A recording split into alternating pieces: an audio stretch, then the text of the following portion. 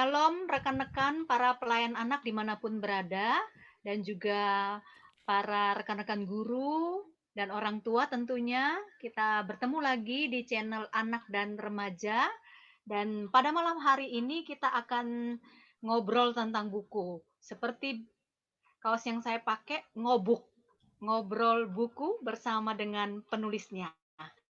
Hari ini kita akan bersama-sama membahas sebuah buku yang sangat menarik ya. Ini tentang ini pojok parenting ya. Judulnya Waktu Berkualitas dengan Si Kecil.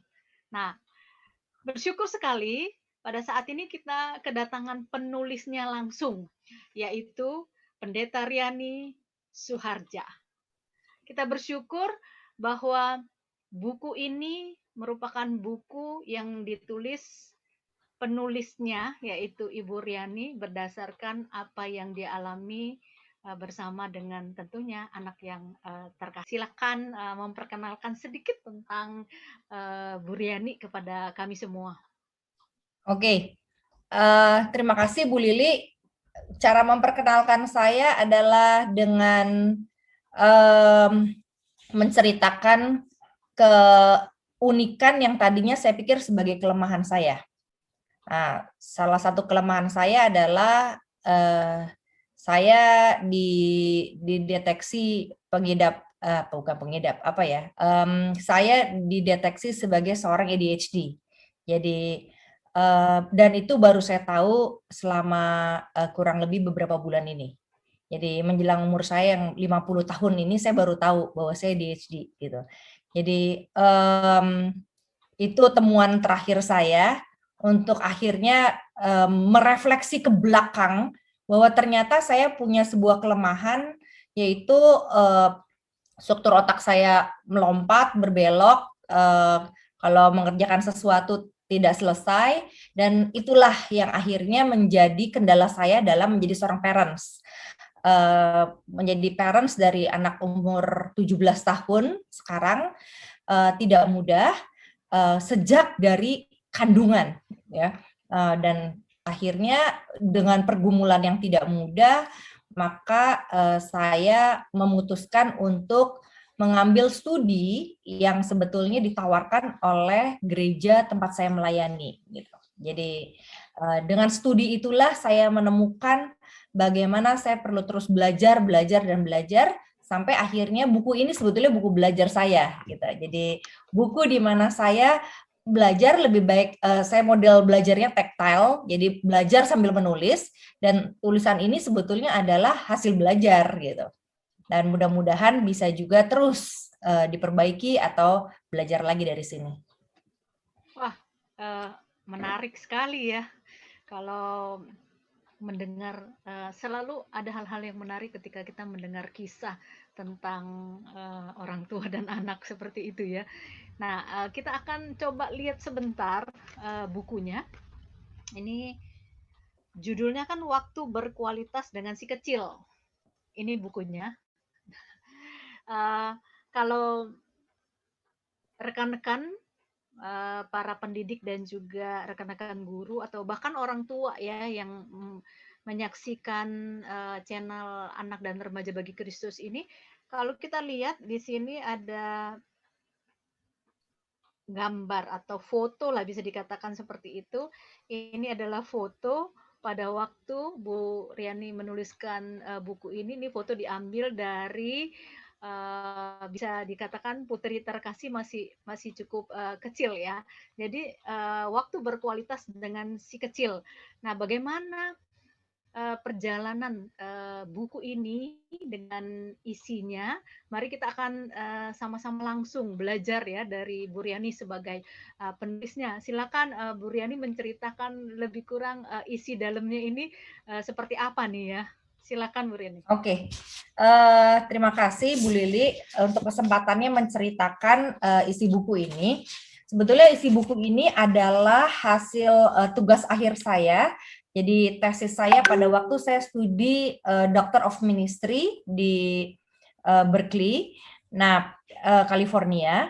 Jadi waktu itu saya cuma berpikir bagaimana di tengah-tengah kegagalan saya sebagai orang tua justru, kalau boleh dikatakan saya seorang pendeta, tapi kalau di dunia umum mungkin saya lebih bisa disamakan dengan seorang yang perempuan berkarir gitu ya. Jadi saya keluar pagi, titip anak, pulang siang ambil anak untuk titipin lagi, lalu sore pergi lagi ke gereja, sampai jauh malam, sampai anak saya itu sudah tidur, sudah terlelap, sudah ngamuk di malam hari karena mimpi buruk, mamanya nggak pernah ada, dan begitu berulang, kalau boleh dihitung secara umum selama 16 tahun. Jadi kapan itu tidak terjadi? Pada saat saya studi diberi kesempatan oleh Tuhan selama 3 tahun. Nah, disitulah waktu sebetulnya berkualitas saya dengan si kecil. Kenapa saya bilang si kecil? Karena ternyata dalam dunia psikologi, walaupun saya tidak sekolah psikologi, tapi saya sedikit belajar awam tentang itu, ada yang namanya anak-anak di dalam diri seseorang, namanya inner child.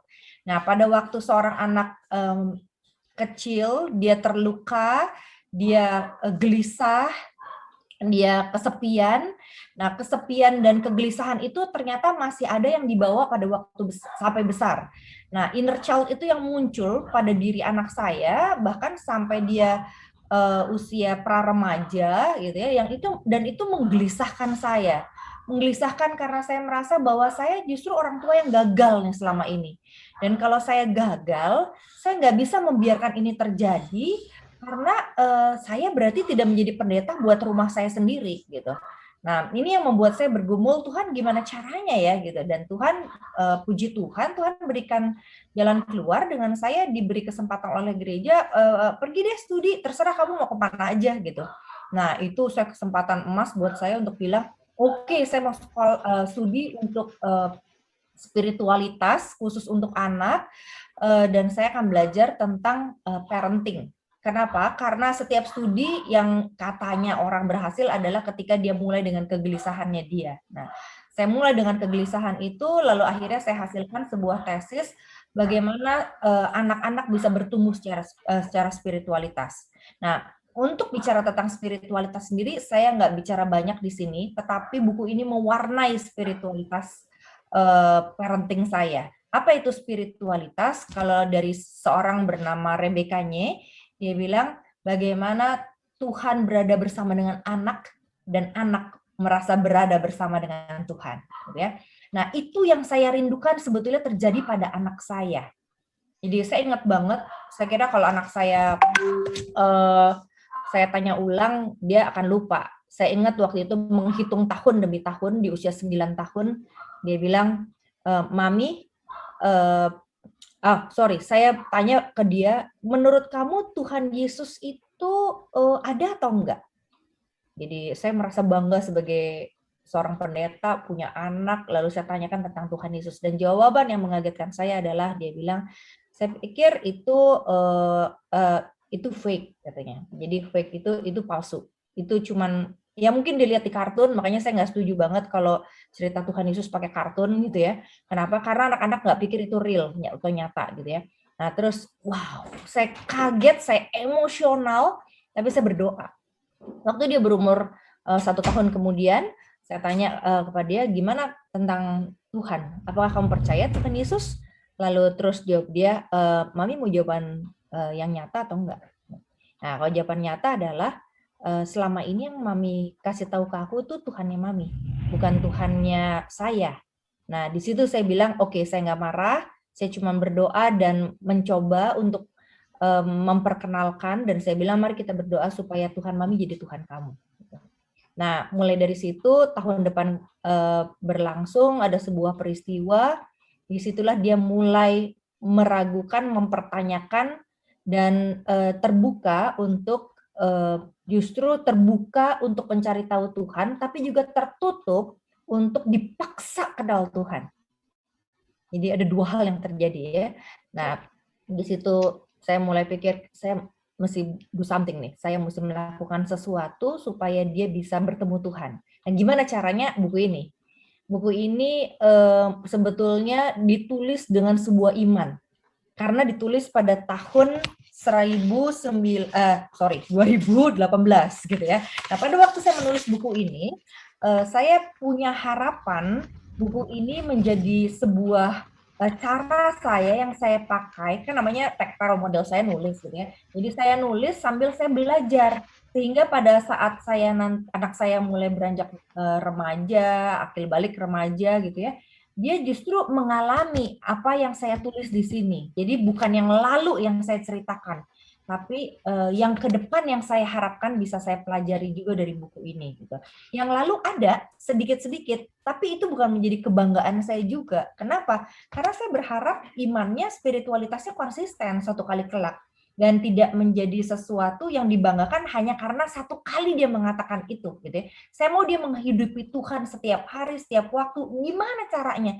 Gimana dia tahu ada Tuhan Yesus yang penuh cinta?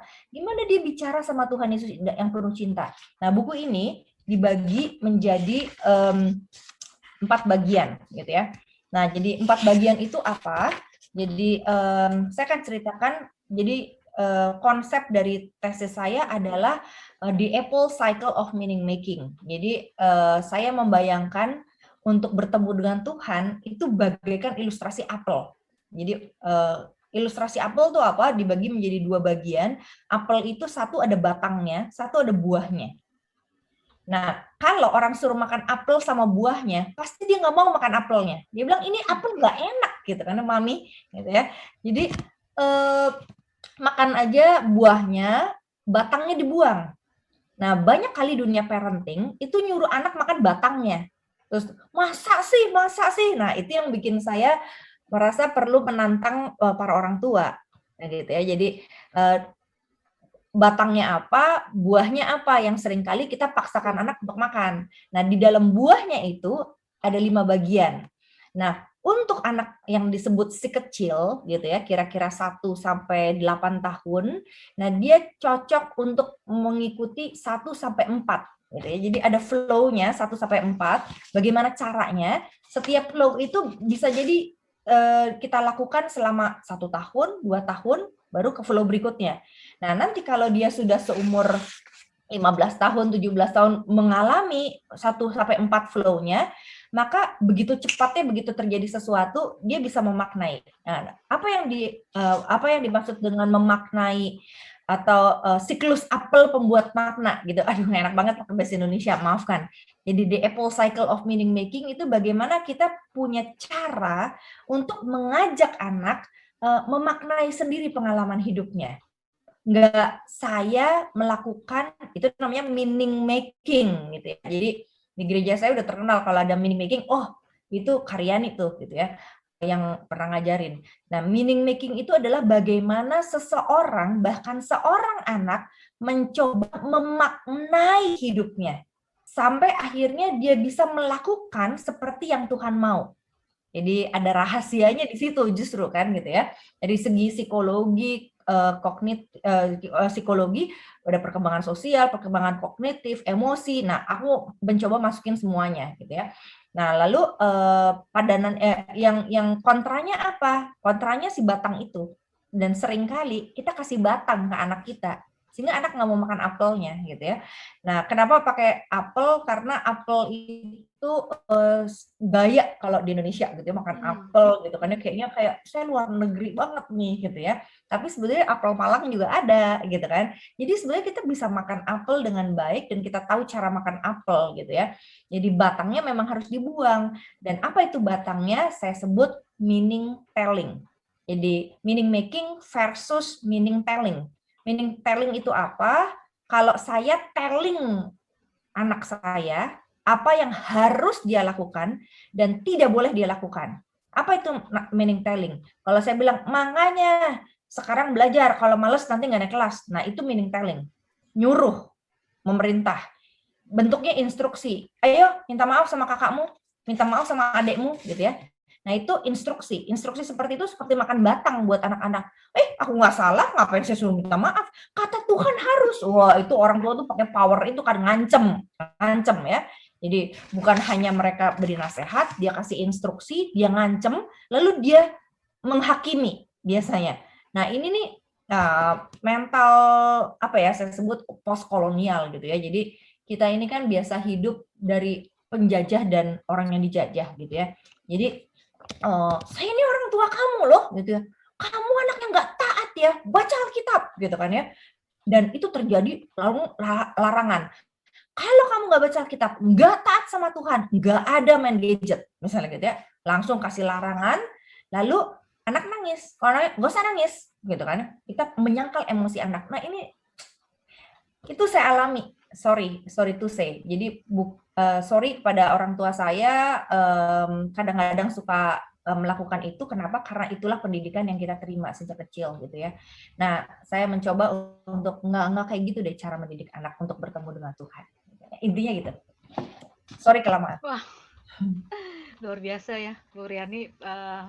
Kalau cerita tentang buku yang tadi diceritakan itu dengan semua hal yang terjadi dengan anak-anak, dari ada kata yang pertama yang tadi diucapkan itu yang mungkin tidak semua orang tua bisa atau mau berani mengakuinya, yaitu rasa gagal ya, rasa gagal ketika merasa bahwa uh, kita mungkin terlalu sibuk, punya banyak waktu. Nah, ya ini merupakan satu kesalahan yang tadi, oh ya, membuat saya harus evaluasi nih sebagai orang tua. Nah, poin-poin seperti itu tuh satu hal yang perlu mungkin juga disadari oleh para orang tua, bahwa ketika kita mendidik anak itu pasti kan kita dalam proses belajar, begitu ya Bu Riani ya. Dalam proses belajar itu melakukan sesuatu ketika kita tahu bahwa apa yang kita lakukan ini ternyata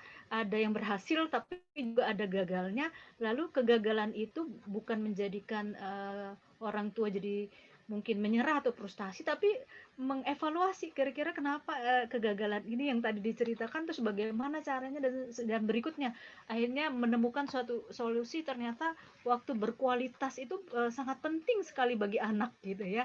Nah, menurut Ibu Riani sebagai penulis buku ini yang juga mengalaminya bersama dengan anak terkasih ya, bagaimana kira-kira kalau ada orang tua yang merasakan bahwa ini sebuah kegagalan yang mungkin ada orang yang mau mengakuinya, ada yang nggak bisa mengakuin itu sebagai sebuah kegagalan mungkin ya. Sebenarnya bukan kegagalan, tapi itu kan proses yang terus-menerus. Nah, bagaimana kalau ada orang tua yang merasa di mana sih letak kesalahan saya dalam menyediakan waktu buat anak-anak saya, kan toh saya bekerja kok buat anak-anak saya untuk kebahagiaan mereka dan sebagainya. Salahnya di mana? Terus bagaimana cara saya harus prepare waktu yang khusus kah atau bagaimanakah seperti itu pada anak-anak ini, seperti itu lebih kurang kalau ada yang Ya, mengalami pergumulan seperti itu. Silakan Bu Riani. ya, thank you. Saya mau share PowerPoint, izin share Bu Lili. Jadi waktu berkualitas itu memang kita nggak bisa bilang kepada sebuah keluarga kamu nggak berkualitas, kita nggak menjudge. Tapi saya hanya menawarkan cara agar keluarga-keluarga punya waktu yang berkualitas dengan anak-anak mereka. Dengan cara apa gitu ya. Jadi yang saya harapkan terjadi itu juga sebetulnya bukan saya meminta orang tua melakukan, tapi saya men-sharingkan bagaimana waktu berkualitas itu gitu ya.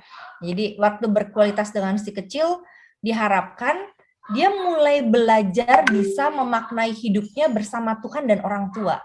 Jadi yang namanya spiritualitas itu, dia tahu mama papahnya ini wakil dari Tuhan yang begitu hangat dan penuh cinta. Sehingga akhirnya mereka bisa ngobrol sama Tuhan seperti ngobrol sama papah mamahnya.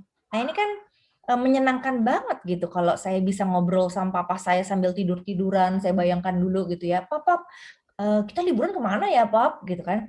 Oh iya ya, kita tanya dulu sama Tuhan ya gitu ya. Nah saya membayangkan pengalaman saya bersama orang tua tuh seperti itu. Lalu saya bilang sama mama saya misalnya, Mam aku mau makan ini, oke kita beli apa ya gitu ya, atau kita bikin atau gimana gitu. Nah itu pengalaman komunikasi yang indah dan intim itu membuat saya belajar tentang siapa Tuhan.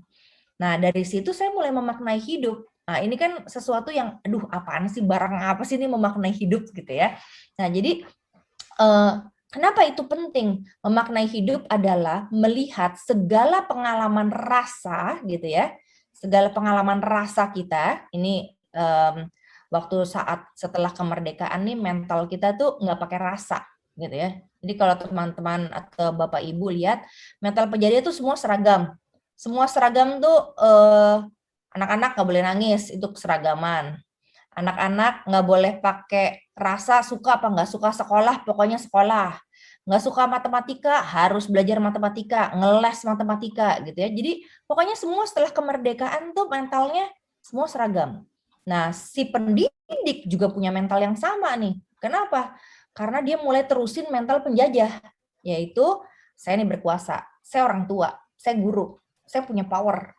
Kamu lemah kan? Kamu harus ikut, kamu harus taat. Ini nih secara tidak langsung saudara dan saya sedang masuk dalam politik penjajahan yang berikutnya setelah 1945 gitu ya.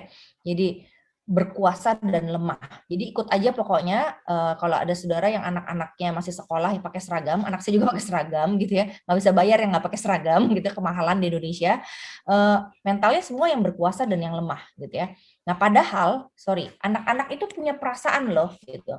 Jadi ketika mereka punya perasaan yang berwarna-warni, maka kita seringkali tidak bisa menangkap perasaan itu.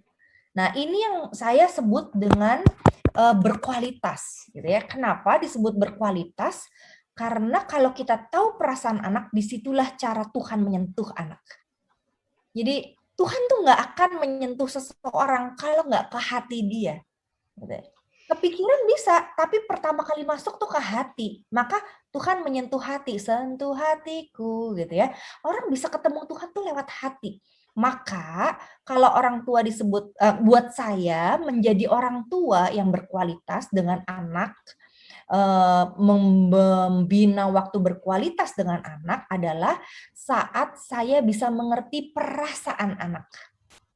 Jadi perasaan dan pikiran anak.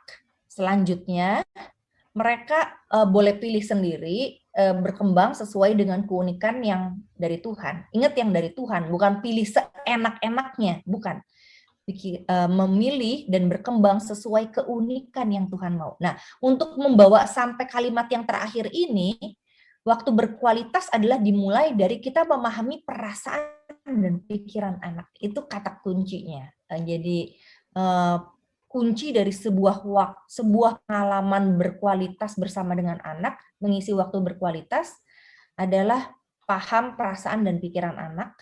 Anak paham perasaan dan pikiran kita, dan kita bicarakan itu bersama. Nah, buku ini memberi contoh-contohnya. Bagaimana bisa merasakan yang anak rasa. Bagaimana ikut memikirkan yang atau menangkap pikiran anak.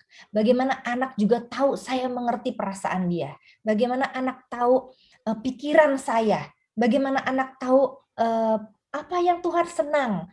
Bagaimana anak tahu, Tuhan juga tahu kamu nggak seneng gitu ya. Nah ini terjadi sebuah dialog kan antara anak dengan orang tua, anak dengan Tuhan, menyangkut perasaan dia gitu ya.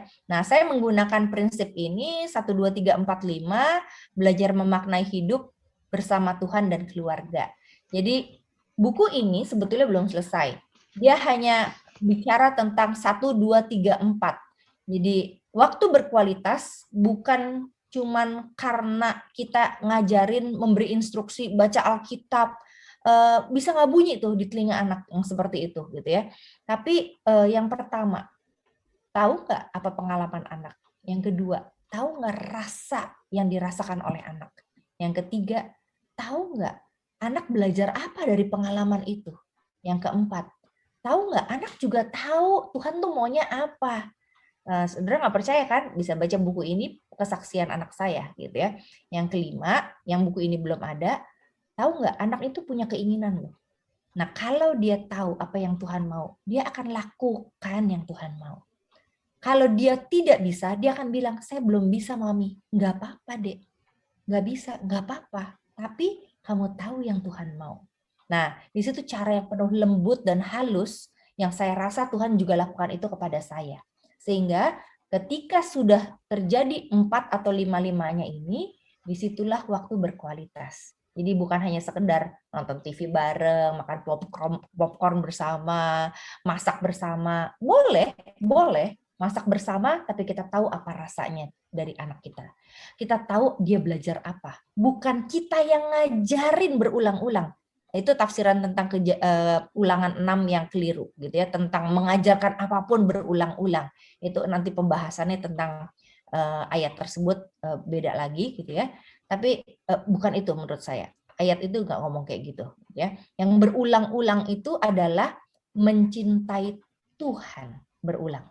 Nah, ketika orang tua mengerti perasaan anaknya, maka dia sedang menunjukkan cintanya kepada Tuhan dengan mencintai perasaan anaknya apapun yang dirasakan oleh anak. Nah, itu berkualitas menurut saya. Jadi anak yang tahu bahwa orang tuanya nggak tahu perasaan dia, nggak akan mau punya waktu berkualitas dengan orang tua. Gitu.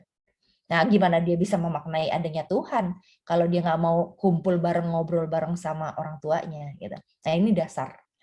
Nah, kapan itu dilakukan? 5 tahun pertama bersama dengan si kecil. Ya, ini semakin menarik ya Bu Riani.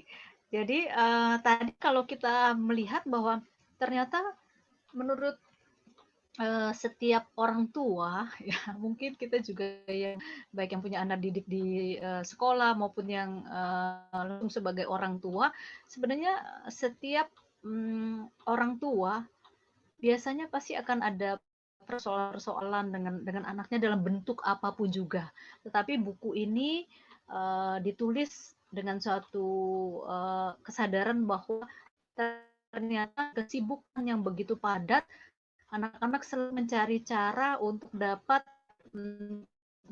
meminta waktu orang tuanya dengan cara apapun juga seperti itu. Nah, di dalam tadi beberapa penjelasan-penjelasan yang dikatakan itu, tadi dikatakan bahwa pertanyaan bahwa orang tua bisa saja merasa gagal, tapi ketika menyadari lalu mencari cara untuk memperbaikinya atau lebih memahami anaknya, atau begitu juga ketika kita sebagai orang tua kesulitan untuk menemukan di mana cara berkomunikasi atau menyediakan waktu yang terbaik lah istilahnya ya buat anak kita. Nah tadi dikatakan bahwa ternyata dengan kita semakin memiliki waktu yang berkualitas dengan si kecil, jadi semakin kita memahami mereka seperti itu ya. Nah, ketika kita memahami mereka, ternyata anak-anak juga perlu dipahami tadi dengan kalimat bahwa ketika kita menghargai keunikan mereka dari apa yang Tuhan berikan kepada mereka, bahwa setiap anak itu unik karena Tuhan memberikan keunikan kepada masing-masing anak-anak kita, dan anak-anak itu luar biasa, bisa dikatakan semua anak istimewa karena Tuhan memberikan keunikan itu. Nah, sehingga Bapak Ibu, rekan-rekan pendidik dan juga orang tua di rumah, di buku ini kan tadi sempat di-share ya. Jadi di dalam buku ini ada terselip, jadi terselip yang tadi di-sharekan itu, yaitu waktu berkualitas dengan si kecil ini ya. Meaning making namanya, ini kayaknya saya juga pernah waktu itu dikasih sama Ibu Riandi, kita bukunya saya waktu pertama cetak saya dikasih gitu ya, dan saya juga tertarik dengan ini. Kamu harus atau kamu jangan seperti itu ya. Lalu saya akan apa nih? Tapi dimulai dari yang saya mengalami seperti itu ya. Bapak Ibu bisa lihat nanti di dalam buku itu ada saya mengalami, saya merasakan, saya bertanya, saya belajar, saya kira pesan Tuhan buat saya apa dan saya akan apa. Nah ini menurut saya baik sekali ya ini buat orang tua yang nanti bisa mendidik lah atau membimbing anak-anaknya di sebenarnya apa sih dialami oleh si anak seperti itu ya. Lalu apa yang dia rasakan. Terus dia banyak pertanyaan-pertanyaan dan dia mau belajar apa dari semua peristiwa yang dialami, lalu pesannya dari Tuhan yang paling penting kayaknya ya dalam tadi ada dikatakan bahwa ketika anak berelasi dengan orang tua, dia juga bisa merasakan kehadiran Tuhan di dalam relasi itu begitu ya, Bu Rian ya, sehingga pesan Tuhan buat apa, buat dia itu apa di dalam semua yang dia alami. Sehingga setelah itu next-nya saya mau apa nih, jadi kayak apa yang harus saya lakukan. Wow, ini luar biasa sekali ya. Jadi, Bapak Ibu, rekan-rekan sekalian, kalau Bapak Ibu pengen ya, memiliki buku ini, kalau saya lihat di sini penerbitnya oleh Bina Warga begitu ya Bu Riani ya? Mhm. Oleh Bina Warga, berarti bisa diperolehnya juga apakah di, toko buku atau ada Eee, online atau langsung ke Bina Warganya begitu? ya saya dengar sih di, toko buku oke, kalau di Bina Warga pasti ada, Ya, satu lagi di BPK Gunung Mulia saya kira ada.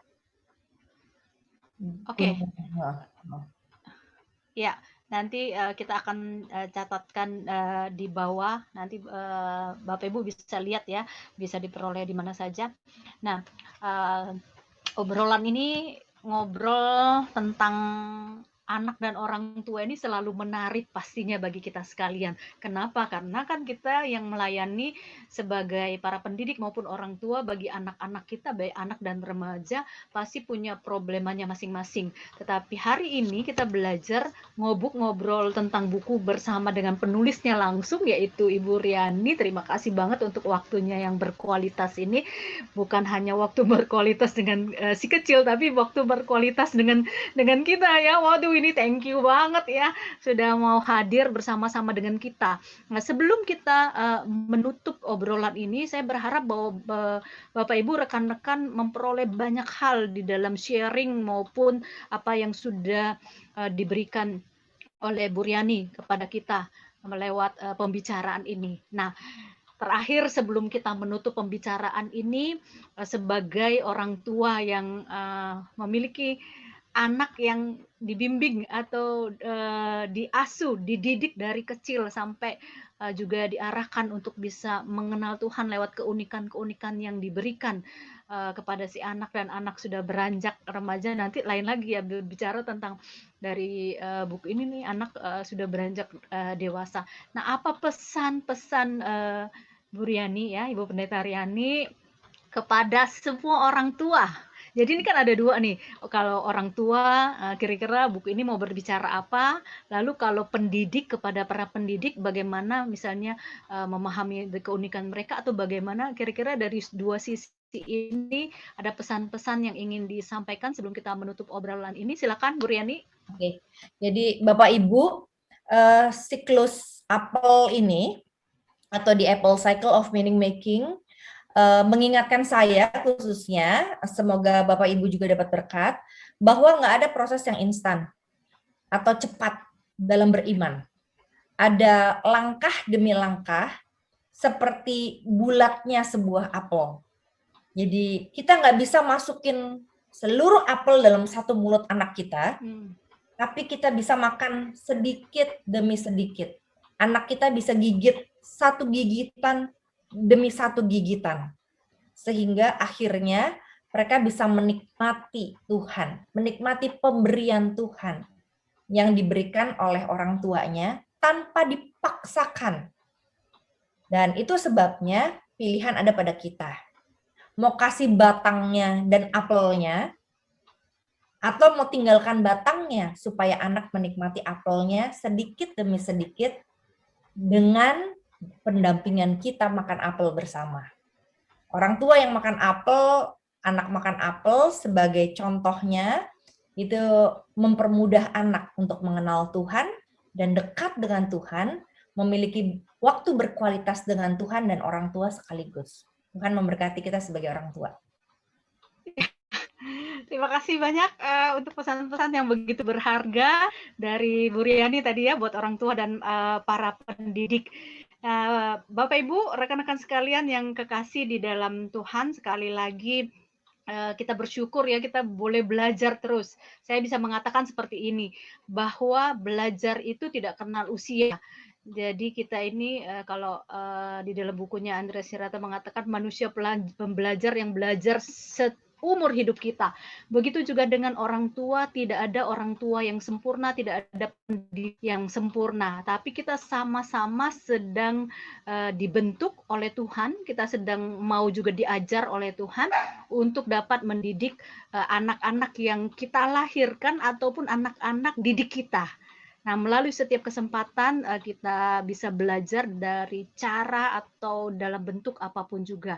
Nah, terima kasih karena hari ini kita belajar banyak. Secara khusus saya juga belajar kembali dari Ibu Riani yang mengajar kita betapa pentingnya waktu yang berkualitas bersama dengan anak, bagaimana kita memahami anak-anak kita, bagaimana kita menghargai keunikan yang Tuhan berikan kepada mereka, dan bagaimana kita menyerahkan perkembangan mereka, tentunya menghargai setiap apa yang anak-anak lakukan. Dan tentunya semuanya itu kita berdoa anak-anak kita berhasil, ya, bukan hanya berhasil di dalam kehidupannya, tetapi berhasil di dalam seluruh mereka bisa berelasi baik dengan Tuhan maupun sesamanya, seperti itu.